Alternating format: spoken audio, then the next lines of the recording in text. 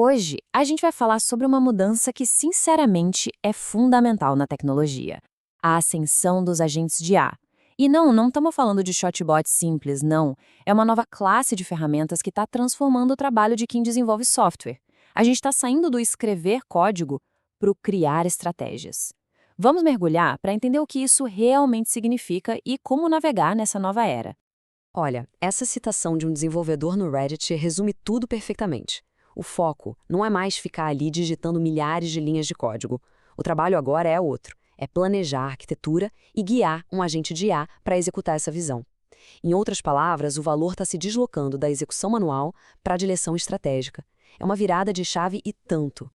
Então, esse é o nosso roteiro. A gente começa ali na trincheira, com a experiência do desenvolvedor, depois vamos dar um zoom out para a estratégia de dados da empresa, analisar os riscos do mercado e, por fim, discutir o futuro dessa colaboração entre humanos e IA.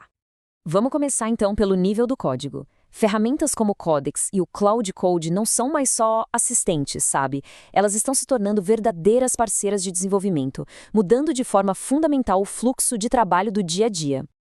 Vamos comparar as duas principais ferramentas do mercado. Pensa no Cloud Code como um engenheiro júnior super especialista. Você entrega uma base de código para ele, ele vai lá, acha os bugs ou implementa uma nova funcionalidade. É focado.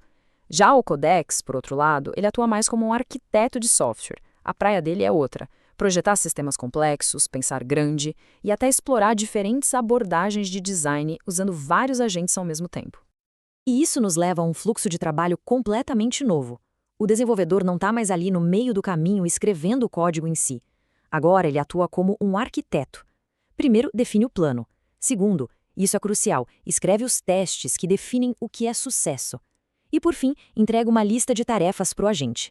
O resultado? Um código de altíssima qualidade, totalmente testado e com muito, mas muito menos esforço manual.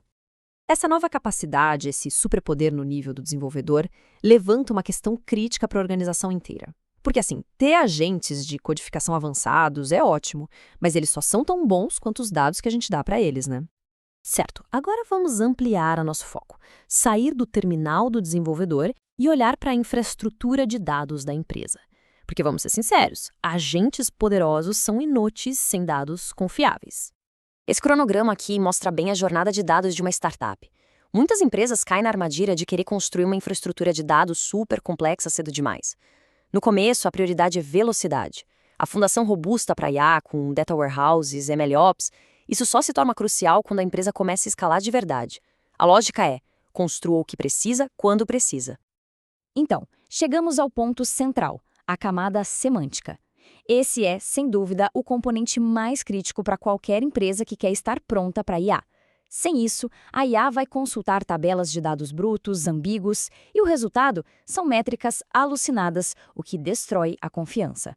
A camada semântica é a ponte entre o dado bruto e a inteligência de negócios que funciona. E qual o impacto real disso? É brutal. Empresas que investem numa camada semântica implementam projetos de IA 70% mais rápido. Isso não é um ganho pequeno, marginal. É uma vantagem competitiva massiva. Construir essa base não é um custo, de jeito nenhum. É um acelerador. Mas mesmo com a fundação de dados perfeita, tem outro desafio. O mercado está inundado de hype. E isso nos leva a um problema sério, que a gente chama de agent washing. Agent washing é basicamente uma forma mais específica de AI washing. É quando um fornecedor pega uma automação básica, tipo um chatbot de regras, e bota um rótulo de agente de IA, enganando os compradores sobre a capacidade real da ferramenta de raciocinar, planejar e agir de forma independente. A diferença aqui é gritante. Um agente de IA de verdade é orientado a objetivos. Você pode dar uma meta de negócio complexa para ele, tipo, reduz o custo de aquisição de clientes em 10%. E ele vai analisar dados, propor estratégias e até executar campanhas. Já uma ferramenta de agent washing só consegue fazer tarefas simples como envie este e-mail para esta lista. Uma pensa, a outra só executa. Para se proteger disso, a dica é usar um scorecard como este aqui. Em vez de ouvir o papo de marketing, peça provas. Exige uma demonstração ao vivo, sem roteiro.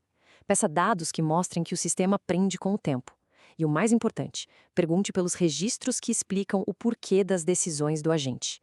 Transparência é o sinal de um sistema genuíno. E as consequências de errar aqui são bem sérias. O Gartner prevê que 40% dos projetos de IA agêntica vão falhar. E isso não é só dinheiro jogado fora, não. Significa projetos paralisados, equipes desmoralizadas e uma desconfiança com a IA que pode atrasar a inovação por anos. Ou seja, fazer essa lição de casa não é opcional. Então, a chave não é só encontrar as ferramentas certas, é criar a parceria certa entre humanos e IA. O nome do jogo é governança inteligente. Para fechar, aqui estão os pontos principais para levar daqui. Primeiro, mude a mentalidade de codificador para arquiteto. Segundo, nunca, jamais, pule a camada semântica. Terceiro, avalie os fornecedores com muito rigor para fugir do agent washing. E por último, sempre mantenha um humano no controle, implementando pontos de checagem para garantir que a autonomia da IA esteja alinhada com os objetivos do negócio. No final das contas, a conversa sobre IA não é sobre substituição, é sobre liderança. Essas ferramentas não são uma ameaça, elas são uma nova força de trabalho, incrivelmente poderosa que precisa de direção e propósito. A verdadeira questão não é o que a IA pode fazer por nós, mas como nós vamos liderá-la para construir o futuro.